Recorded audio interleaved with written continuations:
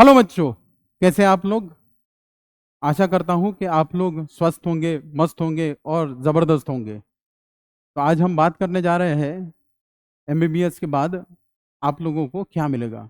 Obviously हम लोग MBBS करना इसलिए चाहते हैं क्योंकि कुछ ना कुछ हमें मिले, कुछ ना कुछ अर्जन किया जाए। ऑब्वियसली मैं यहाँ पर बात कर रहा हूँ पैसों की। देखिए, मैं सबसे पहले जब क्लास में एंटर होता हूँ, किसी भी क्लास में जब एंटर होता हूँ, तब एक ही चीज़ पूछता हूँ, बेटा आप डॉक्टर क्यों बनना चाहते हो। मुझे बहुत सारे आंसर मिलते हैं। कोई ये बोलता है, सर मेरे पेरेंट्स की इच्छा है कि मैं डॉक्टर बनूं। कोई ये बोलता है कि मेरी इच्छा है कि मैं डॉक्टर बनूं। कोई ये बोलता है कि मुझे समाज सेवा करनी है, इस वजह से मैं डॉक्टर बनूं। कोई ये बोलता है कि गरीबों की सेवा करनी है, इसलिए मैं डॉक्टर बनूं। एक हाथ दो ही बच्चे ये बोलते हैं कि सर मुझे पैसे कमाने हैं, इसलिए मैं डॉक्टर बनूं। पैसा कमाना गलत बात नहीं है, गलत तरीके से पैसा कमाना गलत बात है।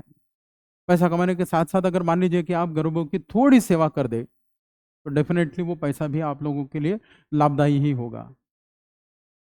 यहां पर हम लोग जो बात कर रहे हैं, that is the salary after the MBBS in India. इस चीज के बारे में बात कर रहे हैं। और यहां पर जब मैं सैलरी की बात कर रहा हूं, तो मैं स्टार्टिंग से ही यहां पर बात करूंगा। मतलब that may be during the internship exams. यहां पर हम लोग देखते हैं कि पहले तो हम लोग देखते हैं कि एमबीबीएस करने के लिए करना क्या है। करना यह है, हमें नीट की जो एग्जाम है वो क्लियर करनी है। नीट के एग्जाम मतलब कि कॉम्पिटिटिव एग्जाम, लाखों बच्चों में से हम कुछ हजारों बच्चे ऐसे रहेंगे कि जिनका सिलेक्शन हो पाएगा और जो एमबीबीएस के लिए सिलेक्ट हो पाएंगे। इसका मतलब ये बिल्कुल नहीं है कि जो एमबीबीएस करता है वही डॉक्टर होता है। एमबीबीएस है, बीडीएस है, बीएएमएस है, बीएचएमएस है, बीएसएमएस है, बहुत सारी स्ट्रीम्स है। लेकिन हमारे देश में ये सोचा जाता है कि जो सबसे सक्सेसफुल डॉक्टर है वो एमबीबीएस वाला ही है। जिसने एमबीबीएस किया हुआ है वही सक्सेसफुल डॉक्टर है।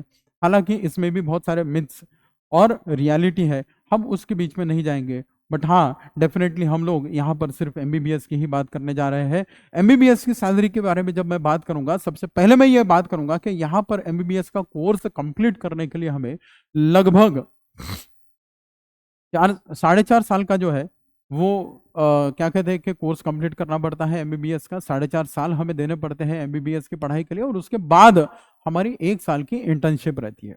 अब इंटर्नशिप क्या है? इंटर्नशिप मतलब वो चीज़ होती है कि जिसमें हमें जो हमारे सीनियर डॉक्टर्स होते हैं उनकी निगरानी में पेशेंट्स को ट्रीट करना होता है। मतलब ऐसा समझ लीजिए कि हम लोगों ने 4.5 साल तक ज्यादातर जो है वो थियोरेटिकल नॉलेज लिया है, और अगले 1 साल तक हमें प्रैक्टिकल नॉलेज लेना है। और इसी प्रैक्टिकल नॉलेज में हमें कुछ पैसे भी मिलते हैं। जैसे कि हम लोग 4.5 साल तक जो है वो लोगों को पैसे मतलब कि हमारी फीस भरते जाते हैं, बट यहाँ पर हमें कुछ पैसे मिलते हैं। तो जिंदगी की हमारी जो सबसे पहली सैलरी आएगी, जो सबसे पहली बार हमारी जिंदगी में पैसे मिलेंगे, हमारे खुद के पैसे मिलेंगे, वो यहीं से मिलेंगे, जिसको कहा जाता है इंटर्नशिप। तो ये इंटर्नशिप जो है वो हम मतलब कि ये 4.5 साल के बाद 1 साल की इंटर्नशिप में मिलती है। और ये इंटर्नशिप में जो पैसा मिलता है वो लगभग 15,000 से लेकर तो 40,000 के बीच में आ सकता है। But this completely depend upon different states.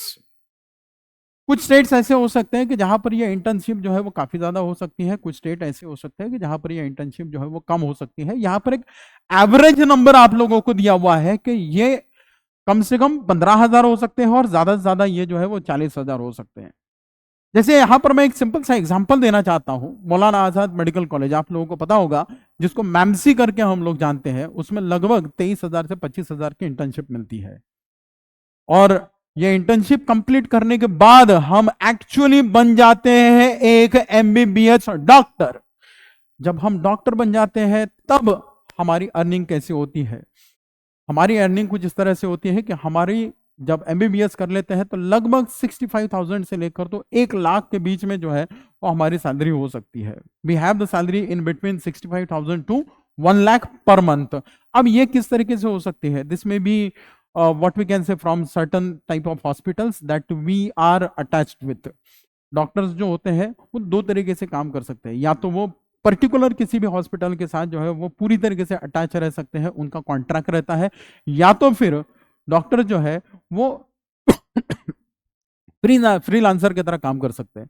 अब फ्रीलांसर की तरह काम कर सकते हैं, मतलब कि वो कुछ घंटों के लिए एक हॉस्पिटल को दे सकते हैं, कुछ घंटों के लिए दूसरे हॉस्पिटल को दे सकते हैं, कुछ घंटों के लिए दूसरे तीसरे हॉस्पिटल को दे सकते हैं, इस तरह से भी। और चौथी चीज मतलब कि वो अपना क्लिनिक भी चला सकते हैं। ऐसा अगर कुल मिलाकर देखा जाए तो उनका कम से कम, मतलब कि ये तो मैं बात कर रहा हूं कि सिर्फ इनकी जो इनिशियल सैलरी है उनकी बात कर रहा हूं, तो ये सैलरी जो है वो लगभग 65,000 से लेकर तो 1 लाख पर मंथ की सैलरी हो सकती है। अगर मान लीजिए कि आप what we can say NEET PG, NEET post graduate अगर आप क्लियर करते हैं तो आप एमडी एमएस का कोर्स कर सकते हैं, जो कि 3 साल का होता है, that is called as junior resident. ठीक है, मतलब कि एमबीबीएस के बाद हमारे पास दो रास्ते हैं, या तो हम अपना पैसा कमाना शुरू कर सकते हैं, या तो फिर हम लोग पोस्ट ग्रेजुएशन के लिए जा सकते हैं।